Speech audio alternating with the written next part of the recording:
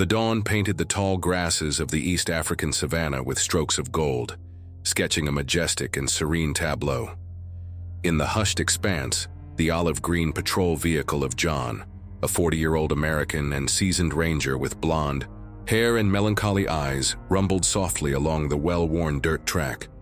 For over a decade, John had been wedded to this sanctuary, knowing every tree, every stream, and above all, understanding the intricate habits of its wild inhabitants.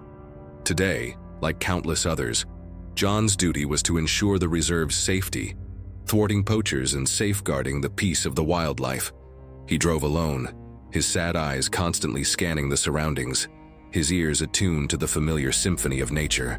The chirping of birds, the drone of insects, and the rustling of wind through the acacia canopies were all well-known melodies in this wild orchestra. As his vehicle disappeared behind a low rise, John abruptly halted. Ahead, not far off, lay a scene both bizarre and utterly unexpected. A pride of lions had gathered on the ochre-tinged grass. What astonished John was not their presence but the behavior of the dominant male. The lion, his thick russet mane blazed like a solar halo, stood upright on his hind legs. His forepaws were clasped together, facing John, forming a posture that was almost one of prayerful entreaty. Around him, the adult lionesses stood in silent observation, their gazes not aggressive but carrying a peculiar air of concern. John switched off the engine, his mind a whirl of disbelief and curiosity. In all his years as a ranger, he had never witnessed such behavior in lions. They were magnificent predators, proud and powerful, never displaying weakness or begging before any other creature. Cautiously opening the vehicle door, John stepped out, his hand hovering near the rifle slung over his shoulder. He maintained a safe distance from the pride, observing them with wary attention. The male lion remained in his strange pose, his amber eyes seemingly pleading for something. An intuition, a gut feeling, told John that something was amiss. He slowly moved closer, calling out softly, "Hey, what's wrong?" Of course, the lions couldn't understand his words, but they seemed to sense the lack of hostility from the ranger. The male lion tilted his head slightly, then turned towards a dense thicket not far away. His gaze flickered towards it, then back to John, as if urging him to follow. Driven by curiosity and a touch of apprehension, John decided to take the risk. He cautiously walked towards the thicket the lion had indicated. The lionesses followed him warily, keeping their distance but showing no signs of aggression. The male lion continued to lead, occasionally glancing back at John, as if to ensure he was still following. As they neared the thicket, John heard faint, pained whimpers. Carefully pushing aside the branches, the scene that unfolded before him tightened his chest. A young adult male lion, not yet with a full mane, was trapped in a wire snare. The cruel loop had tightened around its hind leg, rendering it immobile and causing it to whimper incessantly in agony. John understood everything. The dominant male lion had recognized the danger of the snare and his own inability to free the trapped young male. He had risked approaching the ranger, a being he might instinctively consider a threat, to beg for help. Without hesitation, John retrieved his toolkit from the vehicle. He carefully approached the terrified young lion, soothing it with soft words. The adult lion stood around, their eyes fixed on John's every move, showing no hint of attack. With his skill and experience, John quickly worked to release the snare from the young male's leg. The wound was quite deep and bleeding, but not life-threatening. After administering basic first aid with the supplies he carried, John set the young male free. The relieved young lion hobbled towards the other lions, nuzzling against them. The dominant male lion approached John, nudging his head against the ranger's leg in a gesture of profound gratitude. It was a touching moment, a communication that transcended the barriers of language between man and wild beast. John understood that in this harsh natural world, the bonds of familial love and loyalty were powerful forces. The male lion had set aside his predatory instincts and pride to help a member of his pride, and he had trusted enough to seek help from a human. After that day, John continued his patrols.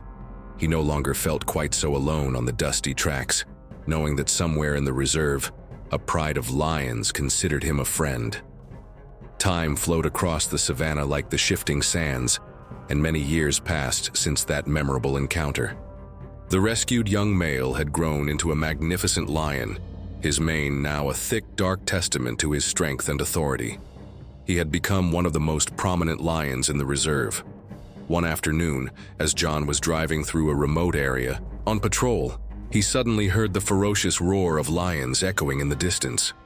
It was not the familiar rumble of the pride he knew, but a sound filled with anger and challenge. As he neared the source of the commotion, John realized a fierce territorial battle was underway between two prides of lions. An unfamiliar pride, their scent and markings betraying their alien origin, was attempting to usurp the territory of the resident pride. John stopped his vehicle, observing the unfolding conflict. The fight was brutal, the lions roaring, biting, and clawing at each other in a cloud of dust. He recognized the aging, dominant male of the resident pride being overwhelmed by a larger, more powerful intruder. Suddenly, another lion charged into the fray. He was a large and powerful lion with a distinctive dark mane. John stared in astonishment. It was the young male he had rescued years ago. The grown-up lion seemed to recognize John's nearby presence. He flickered his gaze towards the patrol vehicle. Then, with a mighty roar, he threw himself into the fight to support the elder male and the rest of his pride. His strength and ferocity helped to turn the tide. Together with the other members of the pride, they began to drive back the invaders. In the chaos, a severely wounded intruder unexpectedly broke away and charged towards John. He had no time to react as the enraged lion lunged, its sharp claws extended. John closed his sad eyes, bracing for the worst. But then, a thunderous roar erupted. John opened his eyes to the astonishing sight of the lion he had saved, intercepting the attack. A fierce and desperate struggle ensued, and finally the rescued male stood victorious over his defeated foe. With the invading pride in retreat, their morale broken, the lion approached John's vehicle.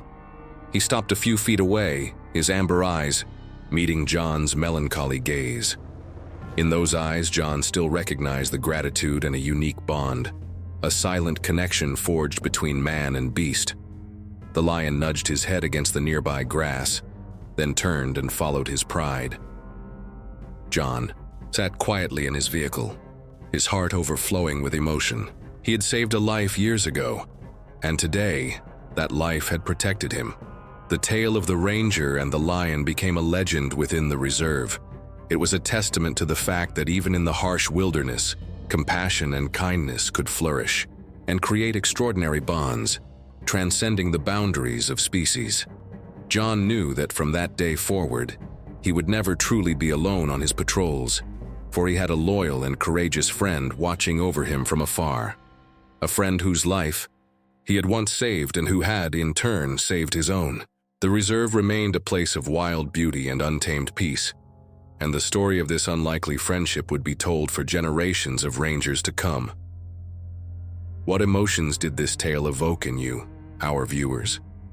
Did the lion's desperate plea resonate with your own sense of empathy? Were you moved by the unlikely bond forged between the ranger and the magnificent creature he once saved? We'd love to hear your thoughts and reactions in the comment below. If you enjoyed this journey into the heart of the African savannah and the extraordinary connections that can blossom in the wild, please consider subscribing to our channel for more stories that celebrate the wonders of our natural world. Your support helps us continue to bring these captivating narratives to you.